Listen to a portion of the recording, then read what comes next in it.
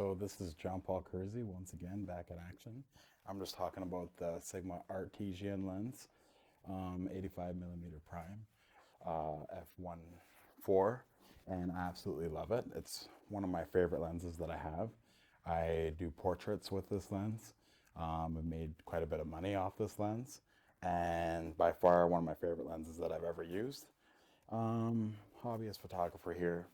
Not really into making big bucks, but I have made some money and it's done me justice. I've made the money that this lens has costed me essentially, and that's good enough for me. I have it with my ADD here. Usually I shoot it with my EOS R with EF to RF adapter with a control ring, and I absolutely love it.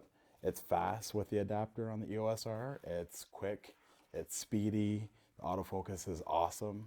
It has autofocus plus manual focus, no image stabilization, but that's totally okay with me. And it's the pictures and the quality out of the pictures is just phenomenal. It's quite breathtaking when you really consider, the cost compared to the EF counterpart by Canon. It is really expensive, and this is reasonable priced. And I would suggest this over the Canon version, which I've used before. I just really prefer this because it's cost efficient and it's fast autofocus, and the pictures come out sharp, very sharp. I would say if you want to compare the sharpness, I would compare it to the 40 millimeter Sigma art lens, and this is almost as sharp as this. It's heavy. If you're using it with the EOS R, I suggest the battery grip. But if you don't want a battery grip, you can handheld it. I got big hands. See my pinky? My hands are fully gripped on the ADD, and that's a DSLR, and my pinky's still showing. And on the EOS R, it's a very light camera. I think it weighs like 660 grams or something. So it's a very fairly light camera, the EOS R, but that's what I mainly shoot on. But this is what I used to shoot on, and I love both these cameras. It's my backup camera, and yeah, so I suggest the 85 millimeter Artesian lens, and it's the f1.4, and it's an awesome lens, hands down.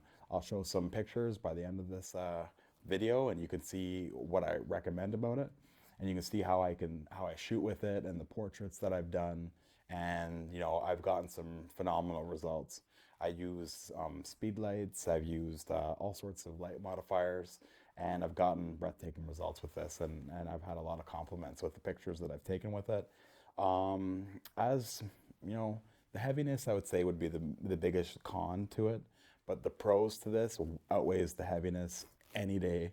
It's a really beautiful lens to use. Like, it's an 86 millimeter thread, so I believe I got a Hoya anti-static fusion filter for $189 at Henry's, and it's a bizarre filter thread.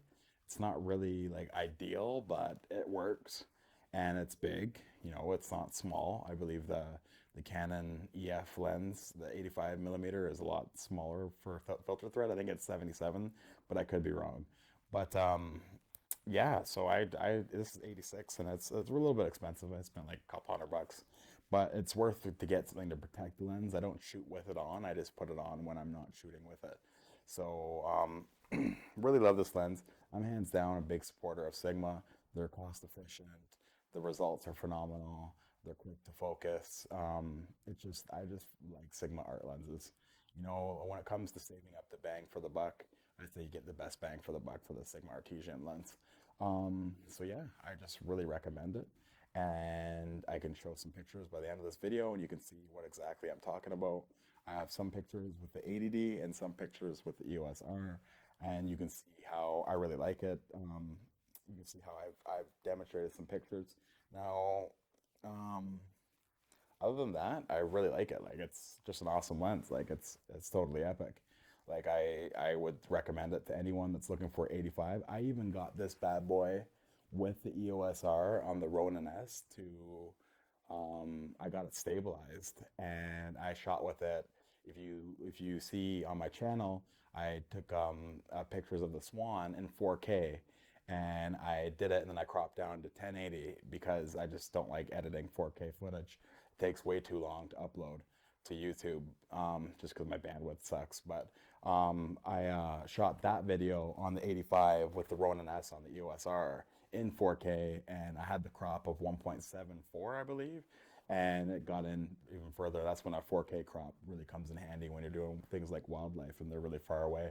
So this lens I actually got balanced on the Ronin S, and some people say it's too heavy. I'm not like a strong man, but I was able to balance it and hold it around for a couple hours, and I was completely fine. I could even hold this in underslung mode, and I can do it in flashlight mode, and the Ronin S still holds it perfectly fine. So gimbal wise, you can get some phenomenal results with this on a gimbal. I'm going to do some more work with it in the summertime, but I love this lens. So hands down, if you got the money, I got this lens for 11.99 Canadian. But you can get this lens for like I think it's 14.99. It retails at normally at like Henry's or Camera Canada, and it's you can get it on a deal. And if you get it on a deal, I would cop it right away because it is phenomenal. And even I think the Fusion Hoya anti-static filter that I got that was 86 millimeter, I got that on a deal too. I think I saved like 50 bucks on it. So it is worth it. Like if you can look out for lenses, hold off on buying them, and then when they come available, cop it right away because they'll go on sale.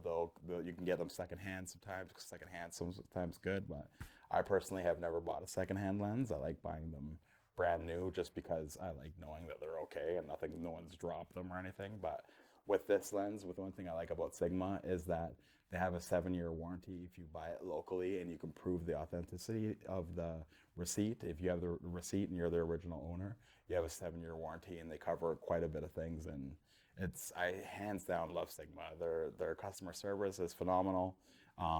Every time I've ever had a problem, they've dealt with it right away and handled me with quite some beautiful care. So I highly recommend the Sigma Art lenses, and there's really no drawbacks to this lens. Like I hands down love it. I'm looking into getting possibly the 35 millimeter Sigma Art lens or the 50 millimeter Sigma Art lens. I'm kind of wishy-washy. I think I might go for the 35 just because I like the looks, but then again, I think, well, maybe the RF might be better because I do have the EOS R. So we'll see, but I am going to be getting a 35 millimeter lens, and I do love Sigma Art, so I got that hanging over my head. And one last thing, I used the Sigma Dock to fine tune the adjustments of the autofocus to my liking, and it didn't take long. I think it took like 10 to 20 minutes, and I had it fine tuned exactly how I wanted it, and it works phenomenal on the EOS R. So highly recommend this lens, and I hope you enjoy this video. Ciao.